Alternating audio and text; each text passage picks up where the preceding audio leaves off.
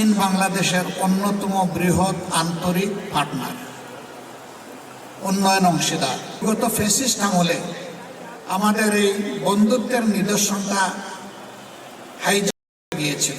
বিরোধী দল ও জনগণের জন্য কল্যাণকর কাজ করতে পারে, আজকের এই উপস্থিতি এবং এই আয়োজন তার প্রমাণ। যদিও এটা বড় কিছু নয়, আমাদের স্বল্প আয়ের ভাই বোনদের জন্য জাস্ট একটু প্রীতি উপহার। আমি এই জন্য ধন্যবাদ জানাই আন্তরিকভাবে প্রিয় বন্ধু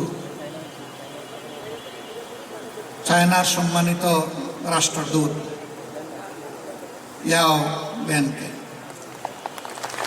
এটা তার দ্বিতীয় গিফট। এর আগে গত বছর তিনি গাজীপুরে এটা দিয়েছিলেন। এবার তিনি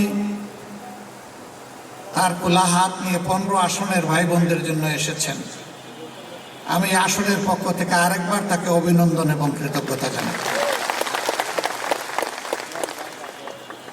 চীনের সাথে আমাদের কূটনৈতিক সম্পর্ক সুদীর্ঘ 50 বৎসরের। 1976 সালে চীন বাংলাদেশকে আনুষ্ঠানিক স্বীকৃতি দেয় এবং তখন থেকে শুরু করে চীন বাংলাদেশের অন্যতম বৃহৎ আন্তরিক পার্টনার, উন্নয়ন অংশীদার। চীনের অংশীদারিত্বে বাংলাদেশে অনেক বড় বড় নিদর্শন গড়ে উঠেছে এবং তাদের বন্ধুত্বের নিদর্শন শুধু আজকের এই গ্যাদারিং না, আপনাদের পাশেই বড় একটা স্থাপনা আছে, চীন বাংলাদেশ মৈত্রী সম্মেলন কেন্দ্র। এটা পরিপূর্ণভাবেই চীনের অর্থায়নে বাংলাদেশের জন্য উপহার। এখানে বাংলাদেশের একটি টাকাও নাই, পুরাটাই চীনের উপহার।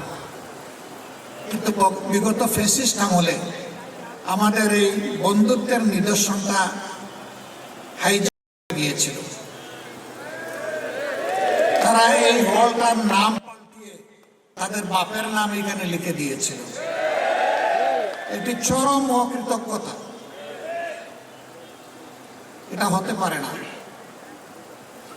একটা দেশ ভালোবাসার জায়গা থেকে আমাদেরকে উপহার দিয়েছে, আর তাদের নাম নিশানাই মিটিয়ে দেওয়া হলো। শুধু এক্ষেত্রেই তারা এটা করেননি, সারা বাংলাদেশকেই তারা এইভাবে দখল করে নিয়েছিল। আল্লাহ তাআলা 24-এর গণ অভ্যুত্থানের মধ্য দিয়ে সেই দখল মুক্ত করেছেন বাংলাদেশকে। মহান আল্লাহ শুকরিয়া আদায় করি। আর যাদের ত্যাগ এবং কোরবানির বিনিময়ে দখল মুক্ত হয়েছে তাদের প্রতি শ্রদ্ধা জ্ঞাপন করি। যারা নিহত হয়েছে আল্লাহ তাদেরকে শহীদ হিসাবে কবুল করুন। আহত পঙ্গুত্ব বরণ যারা করেছে আল্লাহ তাদেরকে সুস্থ করে দিন।